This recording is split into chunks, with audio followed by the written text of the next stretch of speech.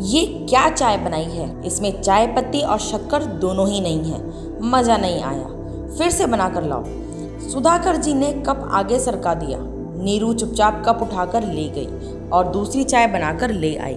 वैसे चाय अच्छी ही बनी थी, पर सुधाकर जी की आदत है, वो दिन में 4-5 बार अपनी बहू को इसी तरह परेशान करती थी और नुक्स निकालती रहती थी। कभी अदरक कम है, कभी कहते हैं कि चाय उबली नहीं, कभी कहते हैं कि दूध ज़्यादा है पानी कम, तो कभी कहते हैं कि चाय अच्छे से उबाली ही नहीं। नीरू कुछ महीने पहले ही शादी होकर आई। वो घर के खाने पीने का ढंग सीख रही थी, पर कभी तो कमी रह जाती थी और कभी कमी नहीं भी रहती थी तो जानबूझकर बताई जाती थी। सिर्फ सुधाकर जी का ही नहीं, सबका ही हाल ऐसा था। घर में सास ससुर हो या देवर नंद, सबको नीरू से शिकायत ही रहती है। नीरू अपने मायके बड़े ही लाड़ प्यार से पाली थी। माँ ने अच्छे संस्कार के साथ घर गृहस्थी चलाने के सभी गुण सिखाए थे, पर ससुराल में मायके की कहाँ चलती है। यहाँ तो ससुराल वालों के हिसाब से ही चलना होता है, फिर से सब कुछ नया सीखना होता है। नीरू पढ़ाई में सामान्य थी। पढ़ाई पूरी होने के बाद मायके वालों ने मनोज के साथ शादी कर दी। नीरू को बुके बनाने का बड़ा शौक था। वो सुंदर फूलों से बुके बनाया करती थी। उसकी ये कला पहले तो बहुत सबको पसंद आई, पर बाद में उसे घर गृहस्थी के कामों में ऐसा झोंक दिया कि वो कभी समय ही नहीं निकाल पाई। वो अपने शौक को जैसे भूल गई हो। ससुराल वालों का कहना था कि बहू को सिर्फ खाना बनाना और घर संभालना ही आना चाहिए। नीरू ने कुछ समय के लिए अपने शौक को छोड़ दिया ताकि वो घर परिवार में अच्छे से रम सके। वो हर संभव कोशिश कर रही थी। एक दिन उसकी सास उर्मिला जी ने अपने घर पर किटी रखी और नीरू को क्या बनाना है उसकी लिस्ट थमा दी। नीरू ने अपने हिसाब से जो अच्छा आता था बना दिया और कुछ यूट्यूब से देखकर बना दिया। पहली बार 15-16 लोगों के लिए इतना खाना बनाया था। उर्मिला जी के खाना कितना बनाऊं, ये अनुपात पूछा, पर उर्मिला जी ने उसको बताया ही नहीं। उसकी मम्मी से पूछती, पर वो भी अपने मायके अपनी मम्मी की तबीयत पूछने गई थी, जो कि अस्पताल में भर्ती थी। नीरू ने अपने हिसाब से सब बना दिया, पर छोले कम पड़ गए और बहुत ही ज़्यादा तीखे हो गए। पूड़ी का आटा बहुत ज़्यादा हो गया, रायता जल्दी ही ख़त्म हो गया और सूखी सब्जी में तेल भी बहुत ज़्यादा हो गया। खीर पतली हो गई। सारे खाने में स्वाद भी कम था। किसी में मसाला ज़्यादा हो गया, किसी में कम हो गया। ये देखकर उर्मिला जी का पारा चढ़ गया और वो नीरू पर गुस्सा हो गई। तेरी माँ ने कुछ सिखाया है भी नहीं, तूने ढंग से खाना बनाना तक नहीं आता। बहू तो वही सुलक्षणा होती है जो रसोई अच्छे से संभाल ले। न खाने में स्वाद है, ना ही मात्रा का अंदाज़ा है। शोर सुनाकर उर्मिला जी की कुछ सहेलियां रसोई में आ गई तो उन्होंने यही कहा कि मेरी बहू को तो कुछ नहीं आता है और सिर पीटने लगी। सबने समझाया और जैसे कैसे किट्टी हो गई। सब लोग वापस चले गए। नीरू थोड़ी सी सहम गई थी। उसने पहली बार इतनी सारी रसोई बनाई, पर अंदाज़ा नहीं लगा पाई थी कि कितना बनाना है। रात को मनोज को बोला तो उसने एक टुक जवाब दिया, ये रसोई और खाने की बातें मुझसे मत किया करो, मम्मी और तुम जानो। ये तुम सास और बहू के बीच की बात है, इसमें मुझको मत घसीटो। मनोज करवट लेकर सो गया। आज नीरू को बहुत बुरा लग रहा था। उसने अपने पति की उसकी तकलीफ और आत्मसम्मान की जरा भी फिक्र नहीं की। उसकी दिनचर्या ऐसे ही चलती रही थी। एक दिन उसकी ननद शुभी बोलती है कि उसकी हम उम्र ही थी, भाभी आज मेरी सहेलियां लंच पर आ रही हैं, आप चाइनीज़ बना लो। लेकिन मुझे चाइनीज़ उतना अच्छा बनाना नहीं आता है, नीरू ने तुरंत कहा। इस पर शुभी बोली, क्या भाभी, आपको तो कुछ भी नहीं आता है, यूट्यूब तो है, उससे देखकर बना लेना। सिर्फ 5 ही तो सहेलियां आ रही हैं, मैं कुछ इंडियन फूड बना दूं। पर शुभी ने सब दरकिनार करके चाइनीज़ खाना ही बनवाया।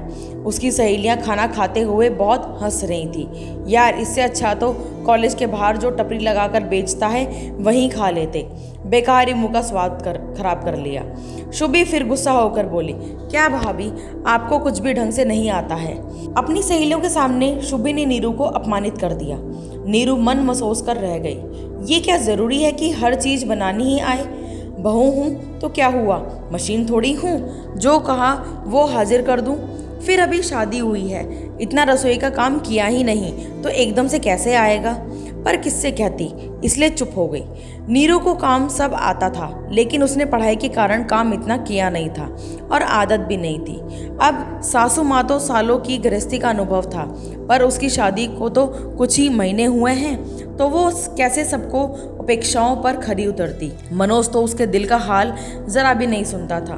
वो घर से ऑफिस और ऑफिस से घर ही आता जाता था। वो नीरू की भावनाओं को जरा भी नहीं समझता था। नीरू ने मनोज से कहा कि वो बुके का काम फिर से शुरू करना चाहती है। उसे फूलों और प्रकृति से बहुत प्यार है। फूलों की खुशबू और फूलों के रंग उसे अपनी तरफ खींचते हैं। वो ज़्यादा दिनों तक अपने शौक से दूर नहीं रह पाएगी। उसे लोगों को बुके बनाकर देना बहुत पसंद है। दिन में कुछ घंटे वो अपने लिए निकालना चाहती है, पर मनोज ने मना कर दिया। बुके बनाने के अलावा तुम्हें और कुछ भी आता है या नहीं? मैं अच्छा कमा रहा हूँ, मुझे तुम्हारे पैसों की ज़रूरत नहीं है। बुके बनाने में जितना समय नष्ट करोगी उतना समय तुम घर के काम काज और खाना बनाना सीखने में लगाओ, जो बेहतर रहेगा। नीरू के लिए अब सब कुछ असहनीय हो रहा था। उसे उदास देखकर उसका छोटा देवर संजय बोलता है, भाभी आप उदास मत हो, मेरा एक काम कर दोगी क्या? कल मुझे ऑफिस से आने में देर हो जाएगी, तो आप ये पार्सल मेरे दोस्त को देकर आ जाओगी। कल उसका बर्थडे है और मैं उसे सरप्राइज देना चाहता हूँ। शुभी परीक्षाओं में व्यस्त है, भैया को कह नहीं सकता और उसका घर अलग रास्ते में पड़ता है। मैं उठता भी देरी से हूँ तो मैं जा नहीं पाऊँगा। आप ये स्कूटी की चाबी ले लेना, मैं आपको घर का पता भी दे दूँगा। ये कहकर संजय ने गिफ्ट दे दिया। लेकिन मुझे स्कूटी चलाना नहीं आता है, मैंने कभी स्कूटी नहीं चलाई। ये सुनते ही संजय भी झल्लाकर बोलता है, क्या भाभी आपको तो ढंग से खाना बनाना आता है, ना ही स्कूटी चलाना आता है। आखिर आपको क्या आता है? संजय भैया मैंने स्कूटी सीखने की कोशिश की थी, पर मेरे हाथों एक एक्सीडेंट हो गया था। तब से मन में डर सा बैठ गया है। मैं ऑटो से जाकर दे आऊँगी। नीरू ने कहा, नहीं आप रहने ही दो, मैं कोई दूसरा इंतजाम कर लूँगा। संजय ये कहकर निकल गया। आज नीरू को बहुत अपमान महसूस हो रहा था। जिसे देखो वो यही कह रहा था कि आपको तो कुछ भी नहीं आता। रोज़ आपके आत्मसम्मान को चोट पहुंचाई जाती थी। खाना वो बना लेती थी, पर ज़रूरी नहीं कि इसमें परफेक्ट हो जाए। सालों तक खाना बनाते बनाते इसमें एक्सपर्ट हुआ जा सकता है, कुछ महीनों में नहीं। नीरू ये सब कुछ सहन कर रही थी क्योंकि उसके मायके में उसका साथ देने वाला कोई नहीं था। वो 4 बहनें थी और बेटी की वो लोग बोझ मानते थे। उससे छोटी 3 बहनों की अभी शादी करनी बाकी थी। वो अपना दुख अपने मायके में नहीं बता सकती थी, पर इस तरह से रोज अपमान भी तो नहीं सहा जा रहा था। सास ससुर देवर नंद पति सभी उसका अपमान करते रहते थे, उसे ताने देते ही रहते थे। उसका बुके बनाने का और पार्ट में पौधे सजाने का हुनर तो कहीं जंग खा रहा था। उसने एक दिन हिम्मत जुटाई और पति से कहा कि उसे बुके का काम शुरू करना है, अपने हुनर को चमकाना है, नहीं तो गृहस्थी में ही कहीं खो जाएगी। उसने बहुत जिद की। ठीक है, जो भी करना है घर से कर लो, कहीं आने जाने की ज़रूरत नहीं है। मेरी माँ और बहन को तकलीफ नहीं होनी चाहिए, रसोई तुम्हें ही बनानी होगी, मनोज ने कह दिया। नीरू के तो पंख लग गए। उसने अपनी सोसाइटी के ग्रुप में अपने पिछले बनाए बुके के फ़ोटो डालने शुरू किए। उसे ऑर्डर मिलने लगे। नीरू के काम की सभी तारीफ करने लगे और उसकी अच्छी कमाई होने लगी। ये देखकर मनोज ने भी उसे सहयोग देना शुरू कर दिया। अब घर के बाहर वाला स्टोर रूम नीरू ने काम में लेना शुरू कर दिया। शादी ब्याह हो या वैवाहिक वर्षगांठ, उसे बुके बनाने के लिए अच्छे ऑर्डर मिलने लगे और कॉरपोरेट जगत में भी सीनियर का वेलकम हो या कोई मीटिंग, उसके बुके जाने लगे। अब वह रसोई में कम ध्यान दे पाती थी। उर्मिला जी ने अपने बेटे से शिकायत की तो उसने मम्मा से कहा, मम्मी हम खाना बनाने वाली रख लेते हैं। नीरू तो अब व्यस्त रहने लगी है और अच्छा भी कमाने लगी है, तो हमें भी सहयोग करना चाहिए। नीरू खाना बनाएगी तो बुके के ऑर्डर पूरे नहीं कर पाएगी। अपने बेटे के मुंह में से ये बात सुनकर उर्मिला जी दंग रह गई। पर जब पति पत्नी की तरफ बोले तो पत्नी को ससुराल वाले एक ताना भी नहीं दे सकते हैं। पति का साथ बहुत ज़रूरी है। अब नीरू का आत्मविश्वास और भी बढ़ने लगा था। घर का स्टोर रूम माल और सामान के लिए छोटा पड़ने लगा।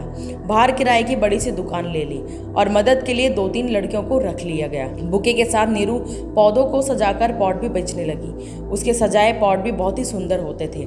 बड़ी बड़ी मीटिंग्स में उसके बनाए पॉट गिफ्ट किए जाने लगे। इसी के साथ वो पर्यावरण की रक्षा के लिए पेड़ भी लगाने लगी। शहर में पेड़ों को लेकर जागृति फैलाने लगी। उसके कार्यों को देखकर शहर में उसका सम्मान किया गया। पत्नी की सफलता और उसकी कमाई पर मनोज अब खुश रहने लगा। जब मनोज खुश था तो नीरू को सास ससुर देवर नंद भी कुछ नहीं कह पाते थे। अब नीरू ने अपनी कमाई से कार खरीद ली और ड्राइविंग भी सीख ली। एक सुबह वो घर से दुकान के लिए जा रही थी तो उसने देखा कि उसके देवर की बाइक खराब हो गई है। तो उसने आवाज़ लगाई, संजय भैया आपको छोड़ दूं? मुझे स्कूटी तो नहीं पर कार चलाना ज़रूर आता है। ये सुनकर संजय शर्मिंदा हो गया और उसने नीरू से माफ़ी मांग ली। नीरू ने अपनी सफलता के लिए अपनी नंद शुभी की सहेलियों को बुलाया और शहर के सबसे महंगे चाइनीज़ रेस्टोरेंट से चाइनीज़ फूड मंगवाकर खिलाया तो सब तारीफ करने लगे और खूब धन्यवाद देकर गए। शुभी, मैं अच्छा चाइनीज़ फूड तो नहीं बना सकती हूँ, पर तुम्हें शहर के सबसे अच्छे और महंगे रेस्टोरेंट से मंगवाकर खिला सकती हूँ। तुमने अपनी सहेलियों के सामने मेरा अपमान किया था, पर मेरी माँ ने मुझे यही सिखाया है, कभी भी किसी को कुछ भी नहीं कहना, और कोई भी शिकायत या कमी की बात हो उससे अकेले से कहो। किसी के सामने आत्मसम्मान को चोट नहीं लगनी चाहिए, क्योंकि शरीर की चोट इंसान भूल सकता है, पर आत्मसम्मान पर लगी चोट कभी नहीं भूल पाता। शुभी, कोई इंसान परफेक्ट नहीं होता है, फिर बहू से ही ये उम्मीद क्यों करते हैं कि बहू हर काम में परफेक्ट हो? उसे सब तरह के काम करने आने चाहिए। शुभी की नज़रें शर्म से झुक गई। भाभी, मुझे माफ़ कर दो। मुझे ये समझ में आ गया है कि हर इंसान हर काम में परफेक्ट नहीं हो सकता है। आपका हुनर अलग है, आपका शौक अलग है। आपको मौका दिया गया तो आपने उसमें ही परचम लहरा दिया। आज आप शहर की सबसे अच्छी बुकें बनाने वाली हो गई हो। नीरू की सफलता से अब सास ससुर भी खुश रहने लगे थे। बेटा बेटी तो नाम रोशन करते हैं, पर उनकी बहू ने तो अपने काम और हुनर से उनका ही नाम रोशन कर दिया है। नीरू अब खुश रहने लगी थी। एक बार मनोज ने मना कर दिया था, पर फिर उसने हिम्मत नहीं हारी। दोबारा मनोज को ही हाँ करना पड़ा। अपने काम के प्रति जुनून हो तो सब कुछ संभव है, सिर्फ करने की चाह होनी चाहिए। पाठकों, आत्मसम्मान सबसे बड़ी चीज़ है। उस पर चोट लगती है तो दर्द होता है।